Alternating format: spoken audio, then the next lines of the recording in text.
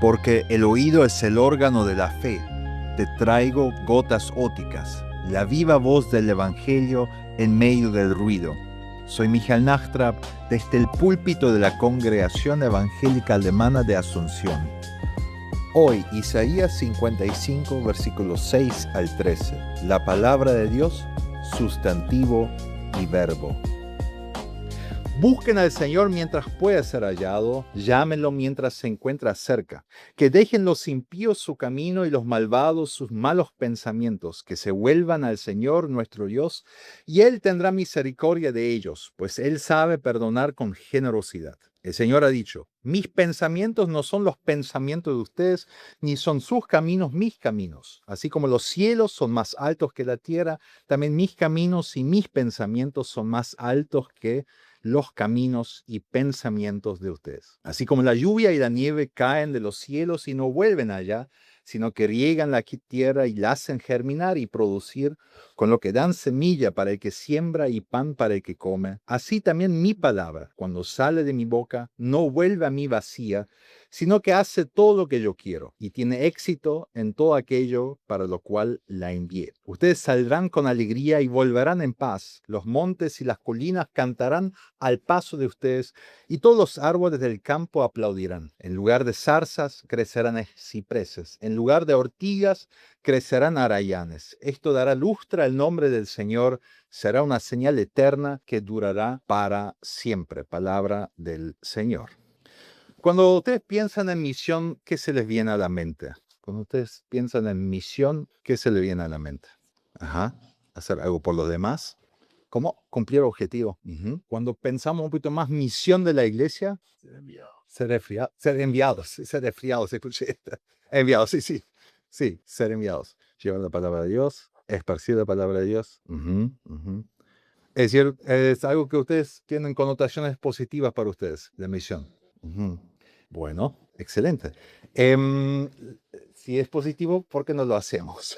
Es decir, si fuese negativo, obviamente uno tendría, bueno, no lo puedo hacer. Y esa es un poquito la sospecha que tengo acerca de la misión. La que misión es básicamente hacer lo que hacen estos personajes que van de casa en casa, golpeando y tocando la puerta y se presentan, hola, quiero hablar sobre Dios. O, hola, ¿conoces el libro de Mormón? Gente incómoda porque llegan a horas que uno no quiere hablar. Es decir, para nosotros misión, creo, está muy relacionado con molestar a otras personas con cosas que no quieren escuchar. Hablar de algo tratando de convencerles, de cierta forma hacer, ¿cómo se llama eso? Se me fue la palabra. Hacer proselitismo, gracias, exactamente. Gracias, hacer proselitismo. Y eso nadie quiere hacer, nadie quiere ser proselitista.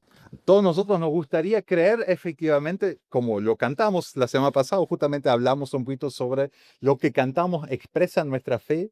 Acá en esta congregación sé que en un tiempo estaba un poquito, no sé si de moda, pero a algunos pastores les gustaba, después a otros pastores no les gustaba, y creo que dejaba cierta marca, los caminos de esta vida, de este mundo, todos llevan los caminos de este mundo, todos conducen hasta Dios, hasta la tierra prometida, donde siempre brilla el sol, algo así, ¿no? Bueno, sí, linda idea, y yo creo que esa es un poquito la idea que nosotros tenemos. Todos los caminos de cierta forma llevan a Dios. ¿Para qué entonces decirle a otras personas que hay un camino que no solamente es mejor que los otros, sino que es el único camino que lleva hacia Dios? Entonces, a nosotros nos gusta, creo que muy adentro decir, bueno, todos creen de cierta forma lo mismo, todos creen lo mismo. ¿Para qué voy a contarle a los otros lo que deben o deberían creer? Pero esa es la misión. Esa es la misión. Es decir, esparcir la palabra. Esparcir el evangelio es hablar de aquel que dijo, yo soy la verdad, la vida y el camino. Es decir, el que me conoce a mí, conoce al Padre. No hay camino fuera de mí que lleve al Padre. Hay una cierta exclusividad en la fe cristiana. Y exclusividad siempre es complicado. Porque exclusividad puede llevar a hacerte creer que eres mejor que los demás. Ese es el problema de las sectas. Sectas creen en una exclusividad y, digamos, y lo viven mucho, pero los lleva a creerse mejor que los demás, de ser superiores religiosamente que los demás. Y eso siempre es el camino hacia la perdición. Ese es el camino al fariseísmo, a ser un farisaico. Es decir, creer que por suscribir bajo ciertas normas religiosas, entonces eres mejor que los demás.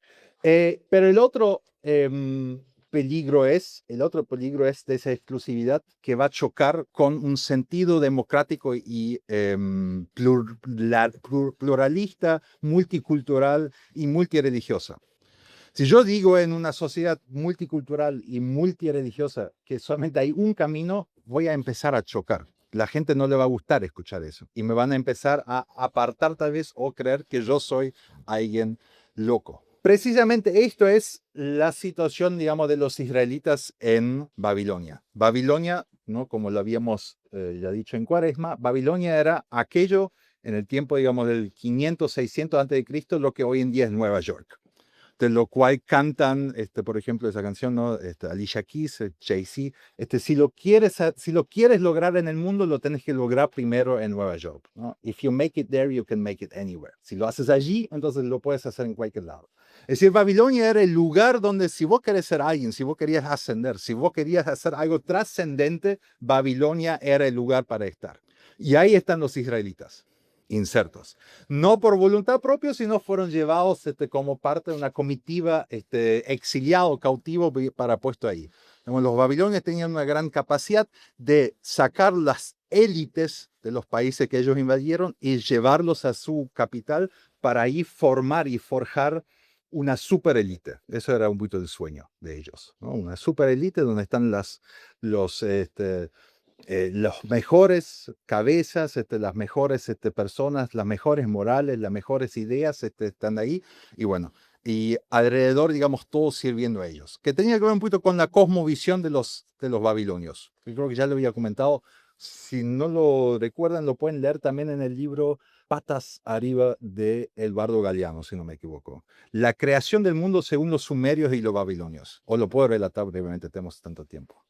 Los babilonios no creen, digamos, no creyeron en un Dios que ha creado al ser humano para que sea colaborador, es decir, por amor. Los babilonios creyeron de que había dioses mayores y dioses menores.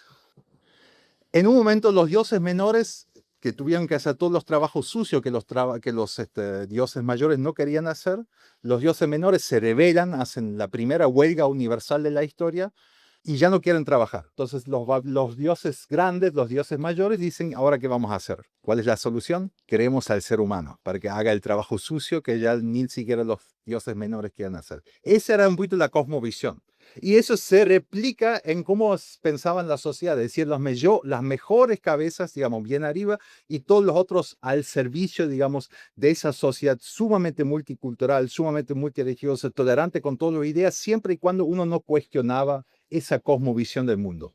Que hay seres humanos, digamos, que están destinados para ser grandes y hay seres humanos que están destinados a ser la basura. Siempre y cuando uno no cuestionaba eso, estaba todo bien. Y ahí estaban los israelitas. Y algunos de los israelitas se ven acomodado a este sistema. Recordamos que los israelitas tenían un relato de la creación sumamente diferente, Génesis 1 y Génesis 2. Pero ellos dijeron, bueno, de cierta forma todos los caminos llevan a Dios. Eso es lo que se predica acá en Babilonia. Pero ahí llega a ellos palabra del Señor a través de la escuela de Isaías. Ya no es el mismo Isaías, ya no vivía, diciéndole hay que volver a Israel, hay que volver a Jerusalén. Ahora imagínense, ustedes están en una exitosa empresa en Nueva York y de repente les llaman a trabajar a Juvenal 5 en medio de la campaña. Ustedes dirían, eso es lo que quiero hacer. Quiero dejar de ir a los teatros, que Broadway, que me importa. Quiero ir a la chacra, quiero oler otra vez este aire de chacreño. Posiblemente no, o estoy equivocado. A veces se piensa, bueno, sí, entonces ya uno ya está cansado entonces del trabajo. Pero en general no, es decir, volver a Jerusalén para los israelitas era como volver a la nada, volver a una ciudad que estaba completamente destruida. ¿Para qué vas a volver atrás si puedes ascender? ¿Para qué decrecer básicamente? ¿Para qué hacerlo? Y esa es la gran encrucijada en que ellos están. Volver significaba justamente ser fiel y fiel a la promesa que Dios le dio. que ese país, esa nación, iba a ser sal y luz para las naciones, Israel, el pueblo de Israel. Quedarse era ascender. Entonces tenía por un lado la fidelidad de la promesa, a lo que Dios había prometido, y por otro lado tenías una vida cómoda, una vida muy cómoda. Mientras no cuestionabas nada, digamos, en ese estado, en esa Babilonia, podías vivir muy bien allí. Pero ahí se juega. ¿En qué Dios efectivamente crees? Hoy en el culto de alemán hemos escuchado Daniel 3. Daniel 3 relata al mismo tiempo de los tres jóvenes a los cuales se les pide que se inclinen ante una gran estatua de oro, ¿no? Que representaba uno de los dioses. Y esos tres jóvenes le dicen, está todo bien, pero no lo podemos hacer. No podemos inclinarnos ante una estatua de oro pensando que es un Dios, sabiendo que Dios es aquel que ha creado todo. No podemos inclinarnos ante algo que fue creado. Es una estupidez, es inclinarse nada más ante una cosa y después uno podía seguir su vida. Pero ellos dijeron, no podemos hacer, va contra nuestra ADN en lo que creemos. Y por eso son metidos ¿a dónde? ¿Alguien sabe? Al horno de fuego, exactamente. Entonces ellos dicen, por más que nos meten en el horno de fuego, nosotros creemos que Dios aún así puede todavía sacarnos. Si Él quisiera, lo podría hacer. Y si no lo hace, gloria a Él igual. Pero nosotros no podemos inclinarnos ante ese Dios. Bueno, esa es la encrucijada. Por un lado, gente acomodada, por otro lado, gente que otra vez decían, nosotros como pueblo creemos en una exclusividad de cierta forma, no porque somos mejores, sino porque nuestro Dios es verdadero. Es decir, hay una verdad. Inclinarnos ante algo que fue creado pensando que es un Dios es una mentira. Va contra el sentido común si uno lo piensa, por más que todos lo hacen. Pero aún así no es la verdad. Nosotros tenemos la verdad y esa es la exclusividad de ellos. Cuando leen acá en el versículo 6 y 7, busquen al Señor mientras pueda ser hallado, llámenlo mientras se encuentre cerca, que dejen los impíos su camino y los malvados sus malos pensamientos. Acá no debemos que pensar en gente asesina y gente borracha y gente típicamente pecadora, sino justamente personas que se acomodaron al pensamiento babilónico, ¿no? Impío y malo acá significa básicamente impío es alguien que ha abandonado el pacto, alguien que no es fiel a ese pacto, el pacto que Dios ha hecho con su pueblo, y malo es alguien que sigue de cierta forma sus propios pensamientos o los pensamientos de la mayoría. No, por eso Dios dice que dejen los impíos su camino y los malvados sus malos pensamientos, que se vuelvan al Señor nuestro Dios y Él tendrá misericordia de ellos porque Él sabe perdonar con generosidad. Todo empieza, la misión en primer lugar empieza con saber a qué Dios estás llamado a servir o quién es tu Dios. Si tu Dios es la verdad o si es una mentira piadosa que te dices a ti mismo para sentirte un poquito más feliz contigo mismo, o si es la verdad. Si es la verdad, tengo que posicionarme frente a eso. Si es simplemente una opción entre muchos, yo puedo elegir, pero si es la verdad, yo tengo que posicionarme frente a eso. Creo que el año pasado le había comentado del trilema de la fe, el trilema de la fe, C.S. Lewis. C.S. Lewis dice, Jesucristo dijo de sí mismo ser, ¿qué? El Hijo de Dios. Ahora, nosotros tenemos tres posibilidades. Nosotros podemos decir, él creía ser el Hijo de Dios, pero no lo era. Pero de cierta forma él se imaginaba. Una persona que se imagina algo y no lo es, acá tenemos un doctor, se llama eso, digamos, es un loco, básicamente, ¿no? Alucinaciones, exactamente. O algún tipo, digamos, de... Mucho nombre. Sí. Pero alguien, digamos, no cuerdo, digamos, no alguien a quien yo seguiría y lo obedecería, digamos, ¿no? Aunque hay presidentes hoy en día que me parece, digamos, tienen un poquito eso, y aún así muchos le siguen. Ese es el tema. Si Jesús dijo ser el Hijo de Dios, pero no lo es, pero se lo creía, entonces es un loco, tenemos que compadecernos de él, pero no obedecerle. Si Jesucristo dijo ser el Hijo de Dios y sabía que no lo era y aún así lo decía, ¿en qué lo convierte? En un mentiroso. Y el mentiroso es básicamente un criminal, alguien que engaña a sabiendas. A un criminal yo no le puedo seguir, no le puedo obedecer. Ahora, la tercera y última posibilidad. Si Jesucristo dijo ser el Hijo de Dios y efectivamente lo era, ¿qué tengo que hacer yo?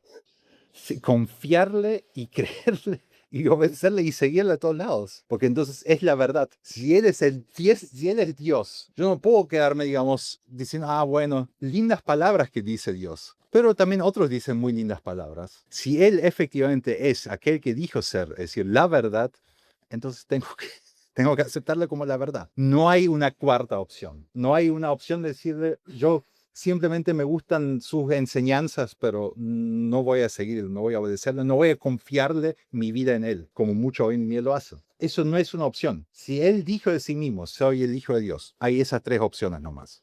Y eso es la opción que ustedes tienen, apreciados hermanos, que todos nosotros tenemos. O consideramos que es un loco, entonces nos compadecemos de él. O creemos que es un mentiroso, entonces tenemos que desechar todo lo que él ha dicho y hecho. O es el Hijo de Dios. Entonces no hay otro remedio que seguirle, que confiarle toda tu vida a él. Cuarta opción no hay. Es un trilema, no es un cuatrilema. Esas tres opciones. Y ese es el tema de los israelitas. Es decir, o decís, es verdad, toda la sociedad babilónica, digamos, con todos sus muchos dioses, y es todo válido, todos los caminos llevan a Dios de cierta forma, o decís, no, hay solamente un camino, hay solamente una verdad. Pero si esa es la verdad, entonces tengo que serle fiel a esa verdad.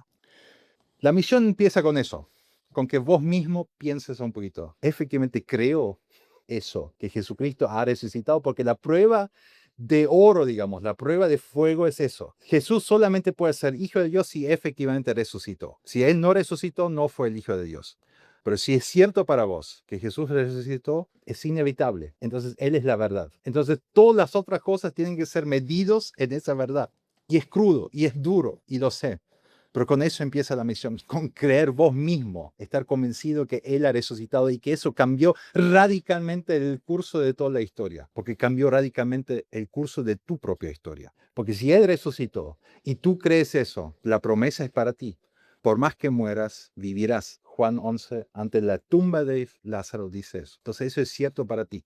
Y eso es lo que yo algún día voy a tener que anunciar cuando yo me pongo frente a tu sepultura, apreciado hermano y apreciada hermana. Y espero que ustedes también digan eso en mi sepultura. Aquel que morirá, por más que muera, vivirá, siempre y cuando crea y confía en que Él es fuerte para hacerlo.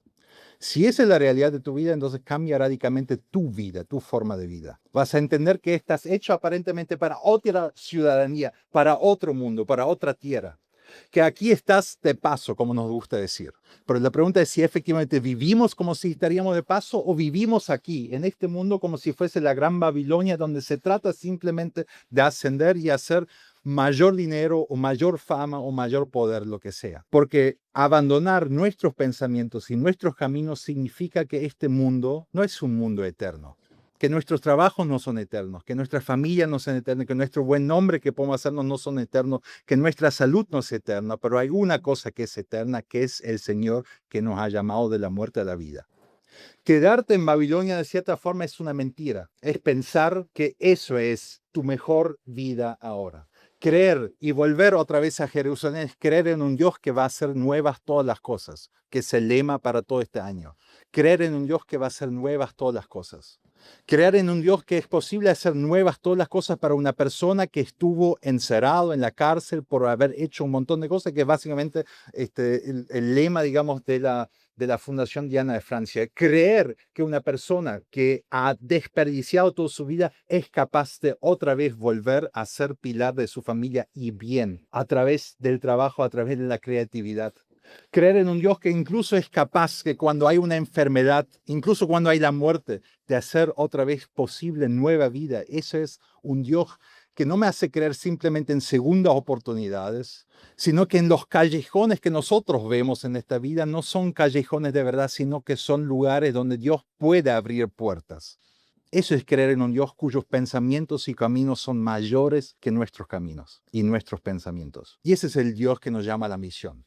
Digan a este mundo y digan a las familias y digan a las personas que su enfermedad, que su muerte, que su desesperación no es lo último, sino que hay una tierra aguardándonos donde espinas se convertirán en árboles hermosos, que allí donde había muerte, algún día simplemente va a haber vida, que efectivamente nosotros estamos hechos para un lugar donde ya no exista más la tiranía de la muerte, la tiranía de la guerra, la tiranía de la violencia. Esa es la esperanza a la cual estamos llamados. Y esa es la que nos empuja afuera, porque queremos que todos sepan eso, que no es solamente para los 144 elegidos, como dicen los testigos de Jehová, sino que para todo el mundo es esa esperanza.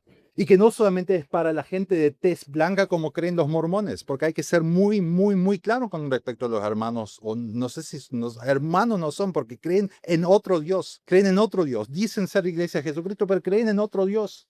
Creen en un Dios que ha creado la gente blanca como raza superior y aquellos que supuestamente se han rebelado contra la voluntad de Dios fueron hechos de tez negro. Esa es la creencia de los mormones. Eso no es el Dios en que creo yo. Entonces yo no puedo decir todos creemos de cierta forma en el mismo Dios.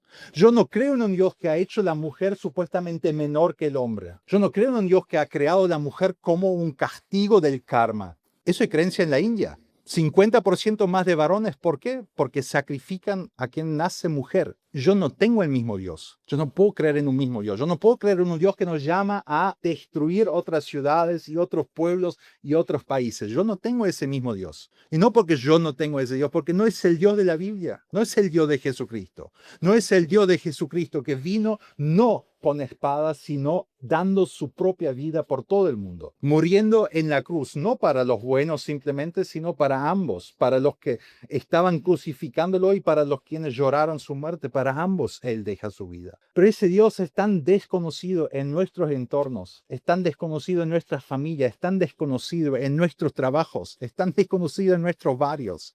Por más que pueden ir a misa o a culto, es tan desconocido ese Dios, porque hay tantos otros ídolos y todo eso dando vuelta. Les recuerdo los últimos 2 domingos para detectar cuál efectivamente son los dioses de nuestros corazones. Piensen un poquito ustedes y piensen un poquito en lo que otras personas piensan, lo primero que hacen cuando no están haciendo nada. ¿En qué es lo primero en que piensan? Eso es aquello en que realmente ponen su preocupación y su confianza. ¿Y qué es aquello de que todo el tiempo hablan?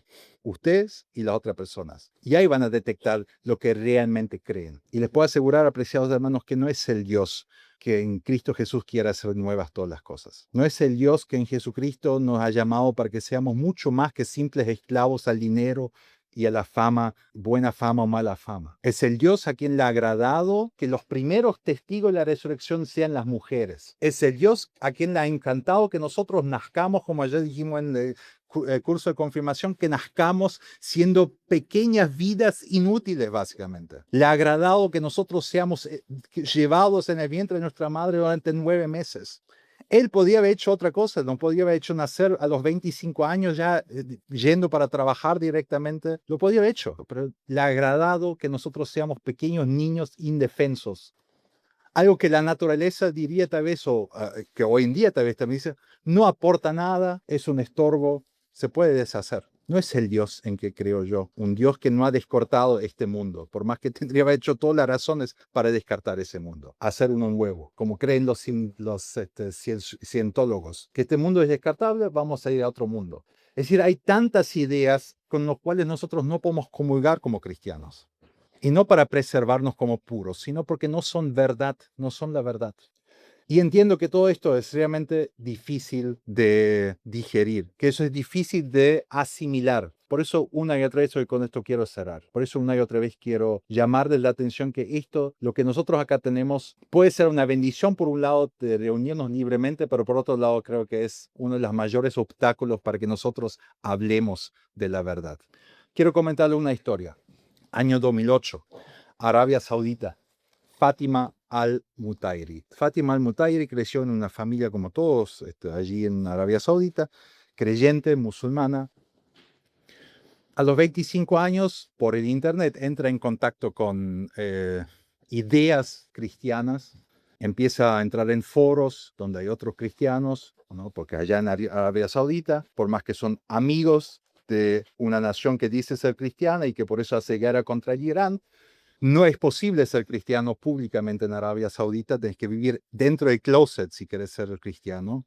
Entonces ella vivía dentro del closet como cristiana, ¿no? Entusiasmándose, asombrándose por ese Dios que ha dado su propio Hijo para todas las naciones, enamorándose de ese Dios, empezando a escribir poemas en esos foros sobre ese Dios. Esa esperanza de que algún día efectivamente todas las naciones van a poder sentarse a la gran mesa y estar en paz. Un día el hermano de Fátima encuentra su computadora, abre la computadora, lo primero que ve es el fondo de batalla, una gran cruz, entra en los foros en donde ella está, Y considera que es una gran deshonra para su familia, que una mujer se entusiasme por una fe que no pide sacrificio a nosotros, sino en primer lugar pide aceptar el gran sacrificio que Dios ha hecho por nosotros, por mujeres y hombres por igual, por judíos, por musulmanes, por hindúes por igual.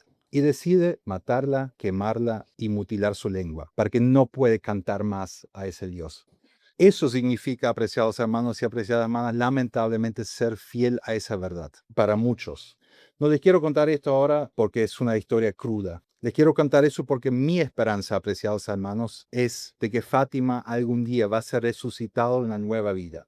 Que algún día va a venir a ella, a su tumba donde ella fue puesto, como deshonra, pensando que ella es una vergüenza para su familia, para su sociedad, que algún día va a haber aquel que también fue puesto como vergüenza frente a todos, crucificado entre dos criminales para resucitar el tercer día, que algún día él va a venir a su tumba y va a decir esas palabras que dijo en Apocalipsis. Yo sé todo lo que haces. Delante de ti he puesto una puerta abierta a la cual nadie puede cerrar.